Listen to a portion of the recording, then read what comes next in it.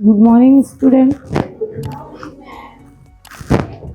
तो पिछली बार हमने संधि में स्वर संधि पढ़ा था और स्वर संधि में 5 प्रकार होते हैं, जिसमें से हमने पहला देखा था दीर्घ संधि। अभी 4 और बाकी है, तो वो 4 आज हम देखेंगे, सीखेंगे कि शब्दों का संधि और विच्छेद किस प्रकार करते हैं।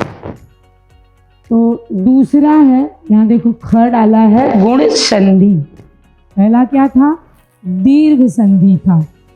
नाम से ही हमें पता चलता है कि इस संधि में क्या विशेष हो सकता है। तो उसमें दीर्घ शब्द से हमें ये पता चलता है कि छोटे से बड़ा, दीर्घ मतलब बड़ा, छोटे से बड़ा या फिर बड़ा हो तो भी बड़ा ही होने वाला है। अब इनमें हमें गुण अर्थात हमारे अंदर अगर या कोई विशेष परिचय है, कुछ अलग है, कुछ खास है, तो वो गुण में गिना जाता है। यहाँ समान स्वर नहीं रहेंगे, 2 अलग अलग स्वर रहेंगे जो मिलेंगे और कोई तीसरा रूप धारण करते हैं, तो उसे हम कहते हैं गुण संधि। किस तरह का रूप धारण करते हैं? कोई तीसरा रूप धारण कर लेते हैं। अब हमने एक चीज़ तो सीखा था। क्या सीखा था? कि जब भी हम संधि विच्छेद करते हैं तो क्या करते हैं? पहले शब्द का अंतिम वर्ण और दूसरे शब्द का पहला वर्ण यही मिलाते हैं। तो गुण संधि के पहले हम परिभाषा देख लेते हैं, नियम के। यहाँ क्या बताता है कि पहले शब्द के अंतिम वर्ण है ना, जो पहला शब्द, मानो हमने एक शब्द को विच्छेद किया, 2 भागों में उसे विभाजित कर दिया, तो जो शब्द पहले आता है उसका जो अंतिम वर्ण है वो अ या आ हो सकता है। क्या हो सकता है? अ या आ हो सकता है। और बाद में उसके ई या ई हो तो दोनों के स्थान पर ए बन जाएगा।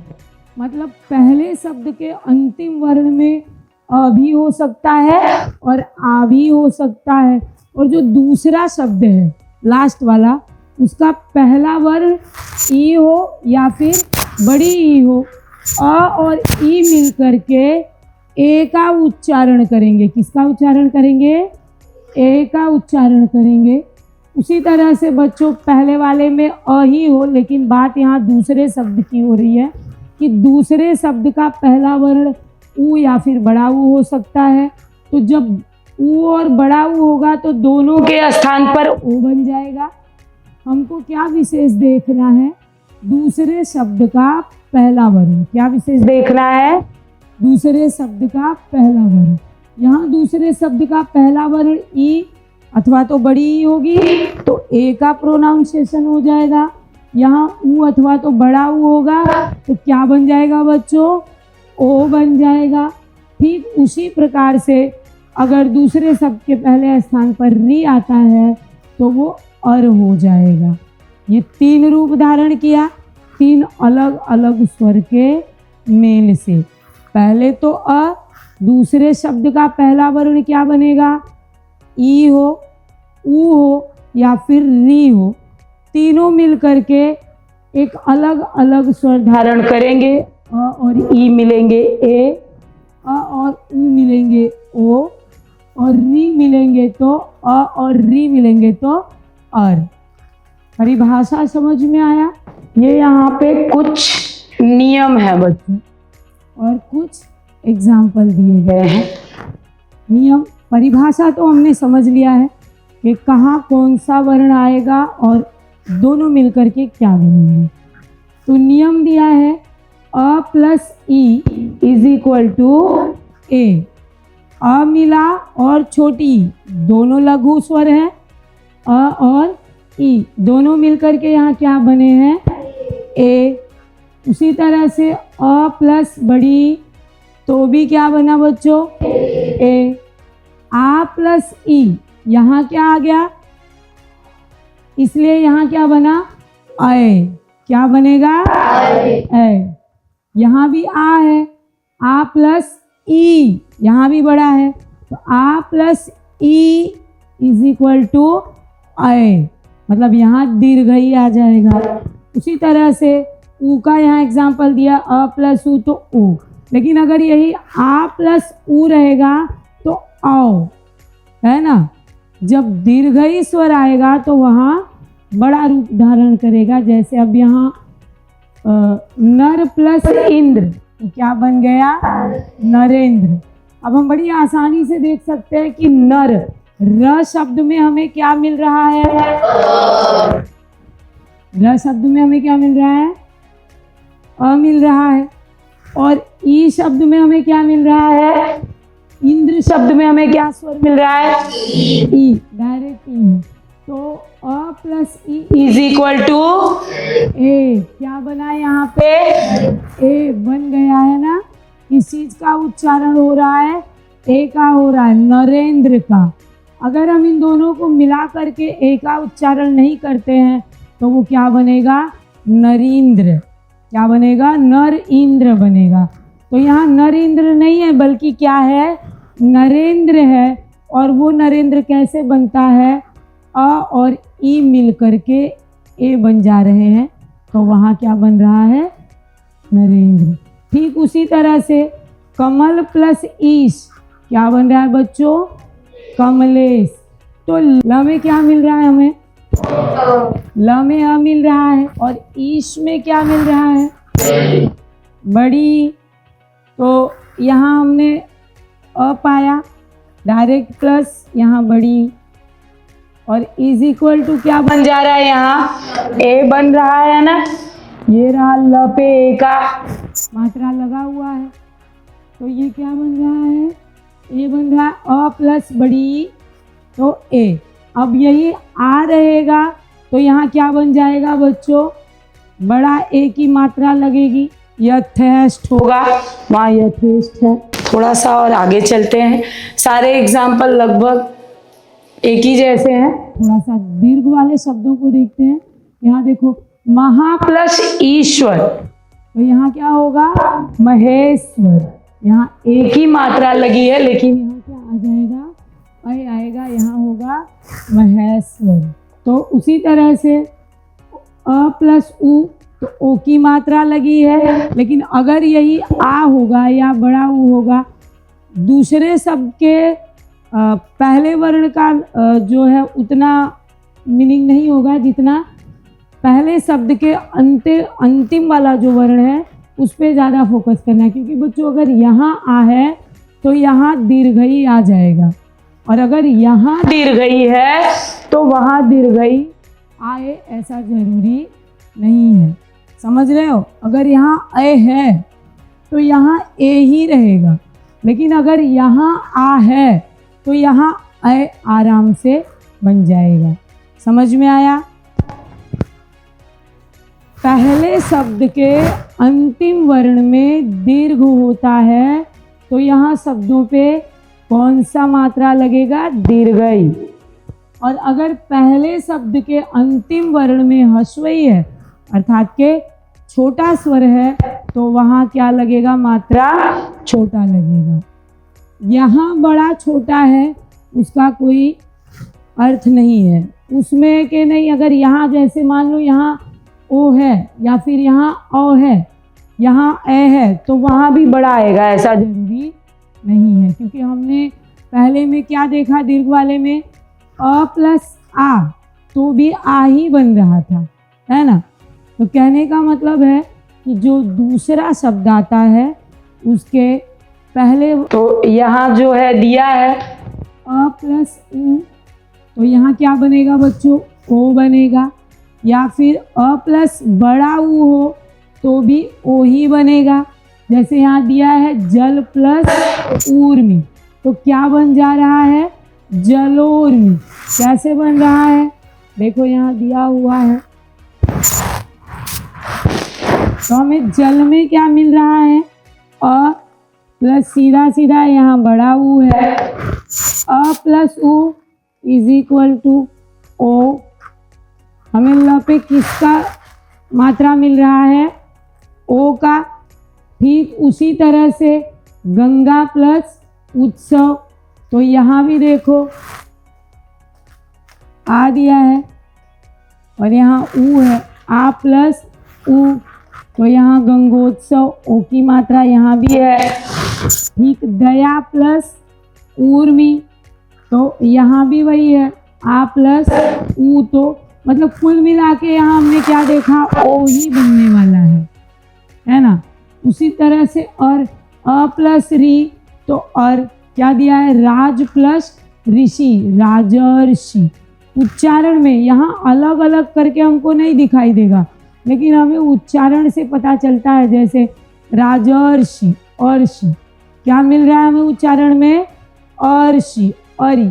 यहाँ क्या दिया है, और, तो हम क्या बोलते हैं, राजर्षि। महा प्लस ऋषि, महर्षि, क्या बोलते हैं हम, महर्षि, है ना। महा प्लस ऋषि, महर्षि।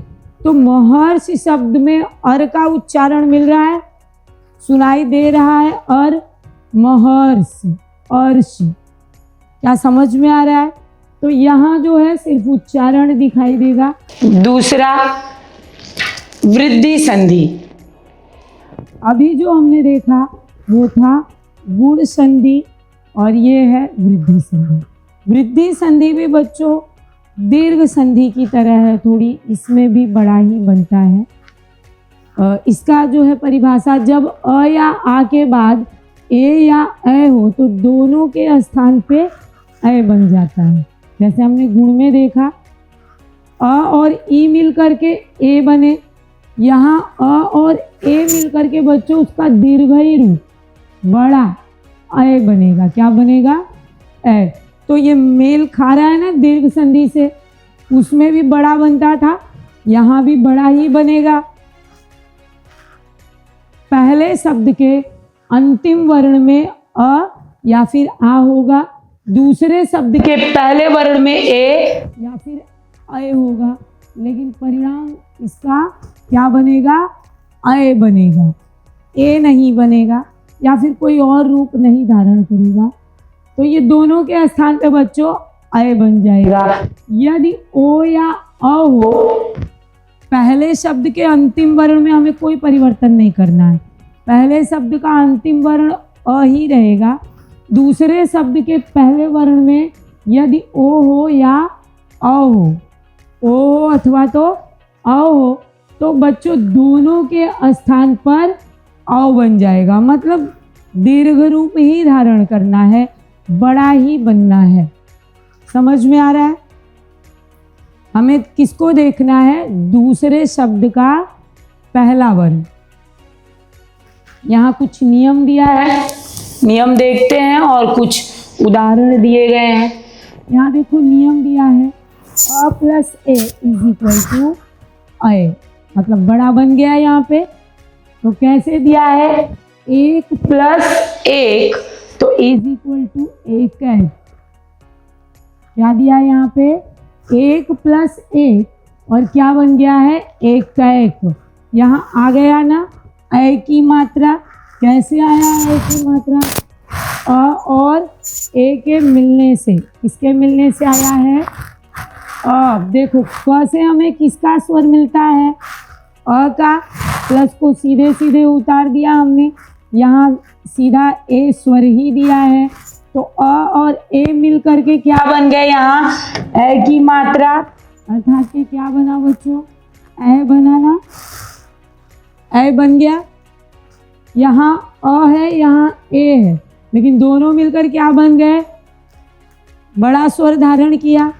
उसी तरह से अ प्लस ए, पहले शब्द के अंतिम वर्ण में अ है और दूसरे शब्द के पहले वर्ण में अय है, डायरेक्ट क्या है, अय है, बड़ा स्वर है, तो भी हमको क्या बनाना है, अय ही बनेगा। किस प्रकार से, अब म में हमें कौन सा स्वर मिल रहा है, अ मिल रहा है, प्लस को सीधा उतार लिया, यहाँ सीधा सीधा ए दिया ही है, तो यहाँ हमें क्या मिल रहा है बच्चों, अय मिल रहा है। म पे हमें कौन सा स्वर मिला, अय मिल रहा है।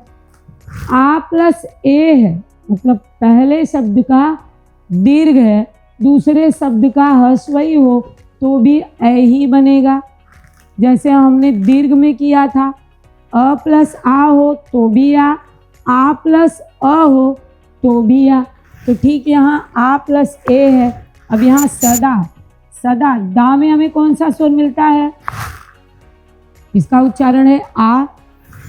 यहाँ ए है, आ प्लस ए, यहाँ हमें क्या मिल रहा है? अ मिला। ठीक उसी तरह से बच्चों आ प्लस अय अगर है, दोनों दीर्घ है, तो भी वही होगा। विद्या, विद्या में हमें क्या मिल रहा है? आ, यहाँ जो है ए दिया हुआ है तो ये आ गया है।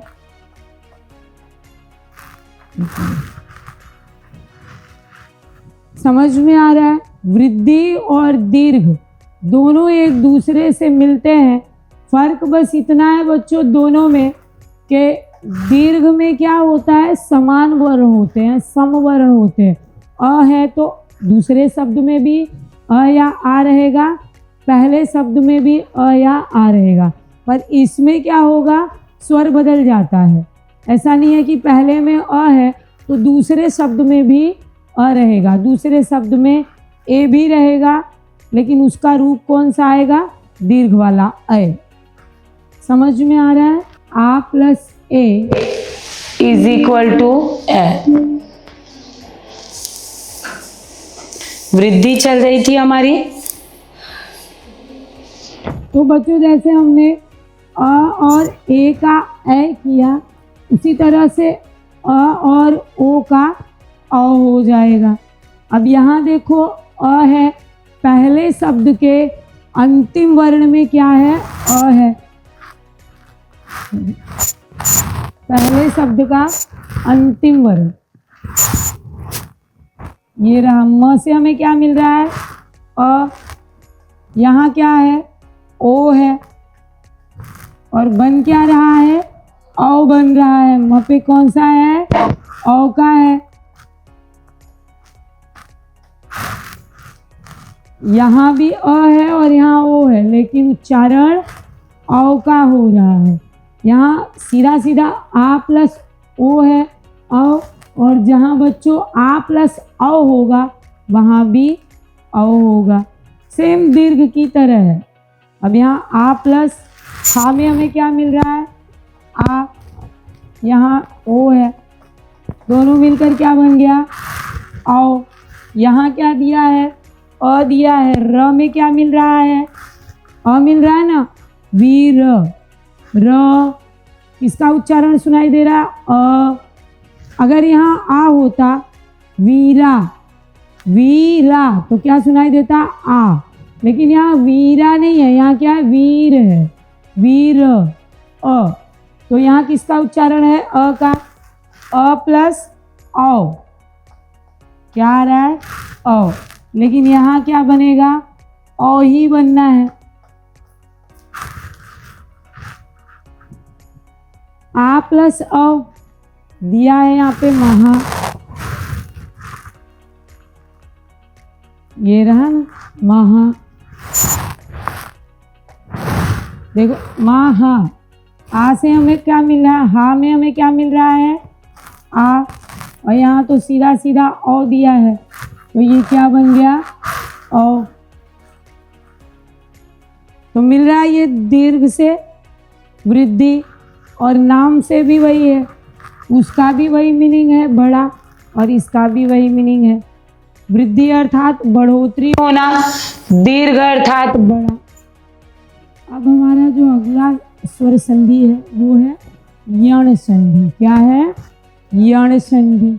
यण संधि में क्या बताता है? जब ई या बड़ी ई के बाद ई वर्ण के अतिरिक्त कोई अन्य स्वर आता है।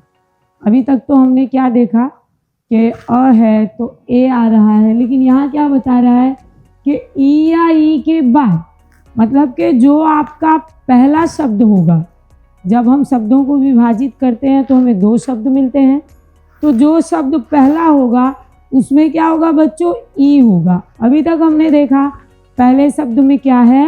अ है। अब यहाँ क्या बता रहा है कि पहले शब्द में ई या बड़ी ई होगा, और दूसरे शब्द में, बाद में दूसरे शब्द के कौन से वर्ण में? पहले वर्ण में। तो दूसरे शब्द के पहले वर्ण में ई के अतिरिक्त कोई भी स्वर आए, मतलब ई नहीं हो, पहले में ई हो और दूसरे शब्द में ई ना हो, ई के अतिरिक्त कोई अन्य स्वर आता है तो ई के स्थान पर य हो जाता है। क्या बन जाएगा? ई के स्थान पे य बन जाएगा। मतलब कोई भी अन्य स्वर, ऐसा नहीं है कि ई होना ही नहीं चाहिए, पर कोई अन्य स्वर, तो वो क्या बन जाएगा? य बन जाएगा।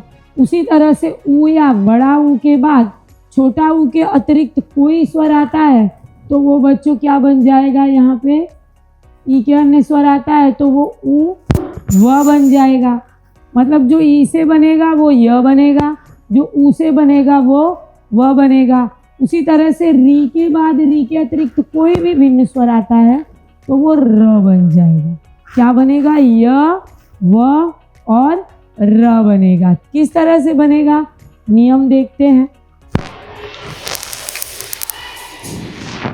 ये रहा ई प्लस अ, क्या दिया है?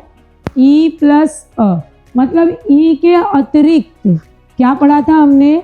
ई के अतिरिक्त कोई और स्वर आएगा, कोई भी स्वर। तो यहाँ ई प्लस अ है, ई प्लस ई नहीं है, क्या दिया है?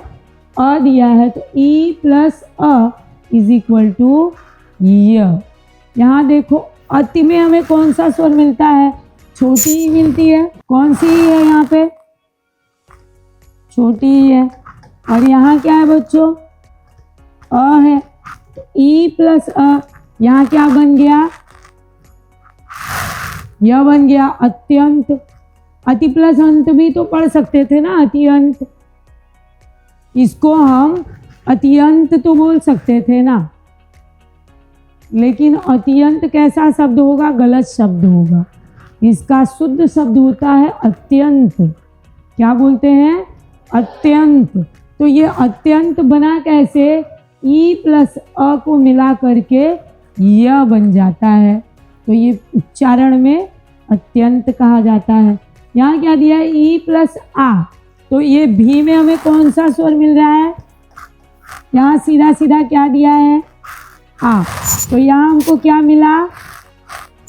या मिला ना? या क्या बन गया? अभ्यागत। क्या बन गया? अभ्यागत। अब ये अभियागत भी तो बन सकता था, लेकिन अभियागत गलत शब्द होता है। मैंने पहले भी कहा है, व्याकरण में शुद्ध शब्दों का उपयोग होता है। उसी तरह से ई प्लस अ, य बड़ी भी रहेगा और दूसरे शब्द में अ रहेगा तो भी वो यही बनेगा। यहाँ बड़ी है, सखी प्लस अ है, तो यहाँ देखो क्या दिया है? सख्या दिया है। क्योंकि यहाँ बड़ी है तो यहाँ आ बनेगा। बड़ी प्लस आ तो भी आ बनेगा। यहाँ बड़ी है, यहाँ आ है, एक ही शब्द यहाँ का शब्द। सखी अपराध, सख्य अपराध होगा। यहाँ क्या होगा? सख्य अपराध होगा। यहाँ भी ये नहीं बनेगा। ई प्लस आ तो क्या बनेगा? या। ई प्लस ऊ तो क्या बन जाएगा बच्चों? यहाँ उच्चारण आएगा छोटा ऊ का। तो यहाँ देखो दिया हुआ है, यहाँ क्या दिया है? छोटा ऊ दिया है। जैसे ई प्लस ऊ, तो यहाँ क्या बनेगा? छोटा ऊ, प्रति उत्तर, है ना? यहाँ दिया है छोटी, यहाँ ऊ, तो दोनों मिलकर यहाँ क्या बन गया? छोटा ऊ, है ना? क्या बना? छोटा ऊ बन गया। ठीक उसी तरह से ई प्लस ऊ, क्या दिया है? ई प्लस ऊ, ऊ नहीं ऊ, तो यहाँ क्या बनेगा?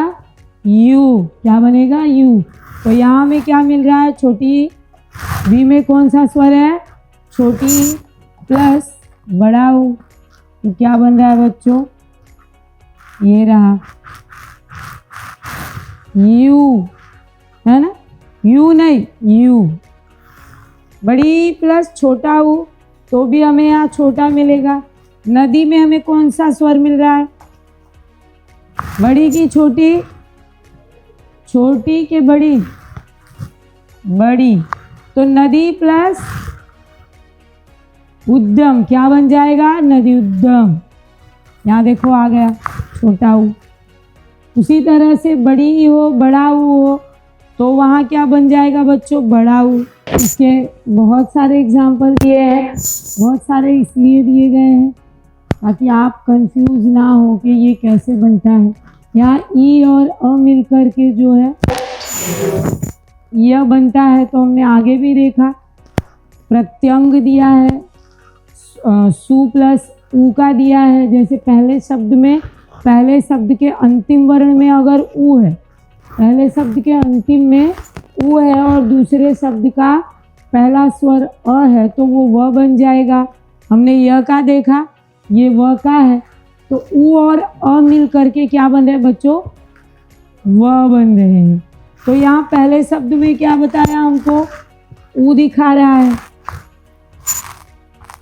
ऊ यहाँ क्या है? अ है। दोनों मिल करके क्या बन गए? व बन गए, है ना। उसी तरह से अगर हम आगे बढ़ते हैं तो ऊ प्लस आ, वहाँ भी जो है ऊ प्लस आ है बच्चों, तो वा बन रहा है क्योंकि दीर्घ स्वर आ रहा है। ऊ प्लस अ तो व। उसी तरह से बड़ा ऊ और बड़ा आ रहा है तो क्या बन जाएगा? आ। यहाँ क्या शब्द दिया है? गुरु। गुरु प्लस आदेश तो क्या बन जाएगा? गुरुवादेश, है ना। इसी तरह से यहाँ आ बन गया। यहाँ दिया है वधु प्लस आगमन, दोनों जगह बड़ा, यहाँ भी बच्चों बड़ा ऊ और यहाँ तो सीधा सीधा आ है ना। तो दोनों मिल करके क्या बनते हैं? वा, है ना। क्या बन गया? ये बड़े की ओर चल पड़ा, दोनों दीर्घ मिल गए। इसी तरह से अगर पहले शब्द के अंतिम वर्ण में ऊ है और दूसरे शब्द के पहले वर्ण में ई है तो बच्चों वो क्या बन जाएगा? छोटी वी। और अगर दोनों में बड़ा है या दूसरे में बड़ा है तो वो क्या बनेगा? बड़ी बनेगा। देखो वहाँ दिया है ऊ प्लस बड़ी, यहाँ क्या है? छोटा है। यहाँ क्या है? छोटा ऊ है और यहाँ क्या है बच्चों? बड़ी है। ये रहा, यहाँ क्या बन गया? बड़ी। अब उसी तरह से ऊ और ए है तो क्या बनेगा? क्या बनेगा? ऊ और ए मिल करके वे, मतलब ए का उच्चारण होगा। यहाँ छोटा ऊ है, यहाँ ए है। उच्चारण हम किसका करेंगे? ए का करेंगे ना। किसका उच्चारण है? ये ए का है, मतलब वो वे बन जाता है। वह पर किसका उच्चारण हो जाता है? किसका स्वर लगता है? ए का स्वर लगता है। उसी तरह से ए में आए भी बनेगा, है ना। वो भी बनेगा, वो भी बनेगा। अगर दूसरे शब्द में दीर्घई स्वर लगता है तो वो उसके अनुसार बदल जाएगा। यहाँ दिया है री प्लस अ, तो यहाँ क्या बन जाएगा बच्चों? री प्लस अ, क्योंकि यहाँ दीर्घई है तो वो क्या बनेगा? आ बन जाएगा, मात्रा। और यहाँ देखो री प्लस आ है तो भी वही है, रा का ही उच्चारण होना है। और अगर र होता है, दोनों हस्वई होते हैं तो वो र बनेगा। री प्लस ऊ है तो बच्चों रू बनेगा, है ना। अगर अ है तो र बनेगा, आ है तो रा बनेगा, ऊ है तो रू बनेगा और ई है तो री बनेगा। यहाँ दिया है री प्लस ऊ तो क्या बनेगा? रू। अब यही दिया होता हमको री प्लस ई तो क्या बनता? री। और यहाँ री प्लस ई, देखो यहाँ दिया भी है री प्लस ई तो क्या बन गया? पितृच्छा, री बन गया। यहाँ ऊ है, पितृपदेश, ऊ बन गया। और अगर अ होता तो वो पित्र, आ होता तो पित्रा, अ होगा तो पित्र, और अगर आ होगा तो पित्रा। र, रा, री, रु, जैसा स्वर जुड़ेगा आ का, ई का, ऊ का, ए का, जैसा स्वर उसके साथ जुड़ेगा वैसा वो रूप धारण करेगा, परिवर्तन हो जाएगा। अब जो आता है बच्चों वो है अयादि संधि। अयादि संधि में क्या है, ए या ए के बाद ए वर्ण के अतिरिक्त कोई अन्य स्वर आता है। इसमें क्या बताया है, ए या फिर ए, पहले शब्द के अंतिम वर्ण में क्या होना अनिवार्य है, ए और ए। उसके बाद दूसरे शब्द में कोई भी अन्य स्वर आता है, जैसे हमने उसमें देखा, अभी री वाले में देखा कि कोई भी अन्य स्वर आए बच्चों, पहले में री होना अनिवार्य था। हमने जो पहले देखा उसमें क्या था, पहले शब्द के अंतिम वर्ण में री होना अनिवार्य था। दूसरे शब्द के पहले वर्ण में कुछ भी हो, अ हो, ई हो, ऊ हो, वो उसके अनुसार रूप बदल लेता था। अगर ऊ है तो रू बन गया, अगर ई है तो री बन गया। यहाँ भी क्या बताता है कि पहले शब्द के अंतिम वर्ण में क्या होना अनिवार्य है, ए या फिर अय। दूसरे शब्द में कोई भी स्वर आ सकता है, तो वो क्या बनेगा बच्चों, अय बनेगा। क्या बनेगा, अय। जैसे यहाँ बता रहा है कि ए के बाद अगर ए का कोई अन्य स्वर आता है तो अय बनेगा, तथा अय का आय हो जाता है। जैसे हमने देखा ना कि अगर री के बाद र है तो र बन जाएगा, री के बाद अ है तो र बन जाएगा, लेकिन री के बाद अगर आ है तो वो क्या बन जाएगा, रा बन जाएगा। उसी तरह से यहाँ अगर ए है तो अय बनेगा, और अगर आ जुड़ता है तो वो क्या बन जाएगा, आय बन जाएगा, हो जाता है। यदि ओ या औ के बाद ओ वर्ण के अतिरिक्त कोई अन्य स्वर आता है तो ओ का अव बन जाएगा, और अगर दीर्घई स्वर आता है तो क्या बन जाएगा, अब की जगह आव बन जाएगा, तथा ओ का आव हो जाता है। इसे अयादि संधि के नाम से जाना जाता है। यहाँ इसके भी कुछ नियम है, ये अंतिम है बच्चों। इसके बाद हम ग्रामर का दूसरा पढ़ेंगे, व्यंजन संधि में प्रवेश करेंगे। ये जो है नियम है, यहाँ दिया है ए plus a is equal to अय, तो चे प्लस अन क्या दिया है, चयन। इसमें भी उच्चारण है, मात्रा दिखाई देने वाले में से नहीं है, उच्चारण है। अभी हमें च में किसकी मात्रा दिखाई दे रही है, किसका स्वर लगा हुआ है, ए लगा हुआ है, यहाँ ए है, ए की मात्रा है। ये किसकी मात्रा है, ए की।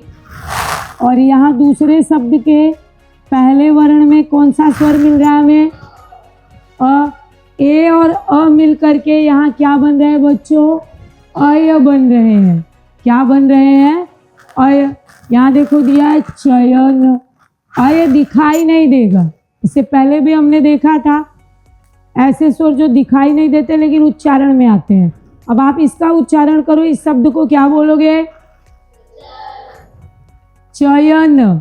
तो च के बाद हमें अय सुनाई दे रहा है। हम जब प्रोनाउंसिएशन कर रहे हैं तो उच्चारण कर रहे हैं तो हमें अय मिल रहा है, चयन, अयन, अय, चयन। क्या हमको महसूस हो रहा है कि हम अपने उच्चारण में अय बोल रहे हैं? एक बार आप बोल के देखो, चयन। तो क्या हमें अय मिल रहा है? तो उसी तरह से यहाँ अय है, यहाँ कौन सी मात्रा है, अय की है, अय प्लस अ। तो यहाँ क्या बन जाएगा बच्चों, आय बन जाएगा। क्या बन जाएगा, आय बन जाएगा। तो स में क्या है, अ मिल रहा है, स में हमें कौन सा स्वर मिल रहा है, अ।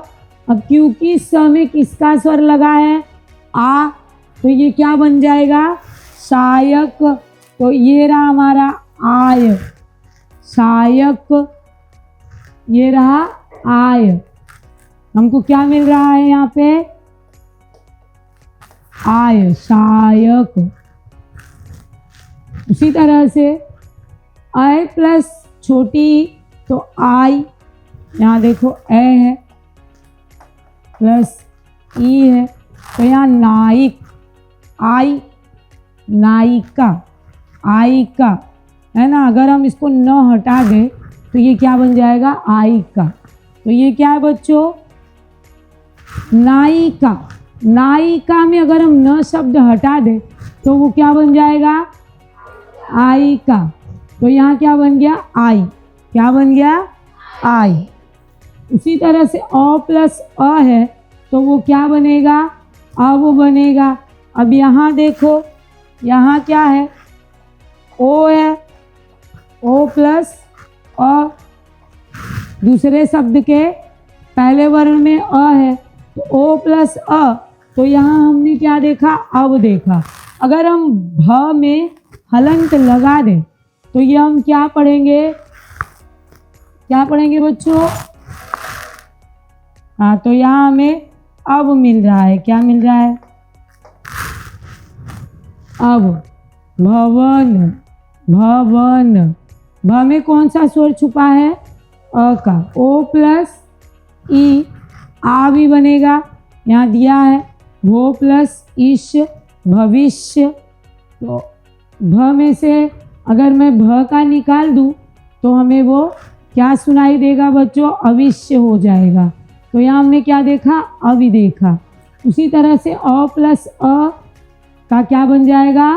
आव। अब यहाँ क्या है? अ है, यहाँ किसका स्वर है? अ है।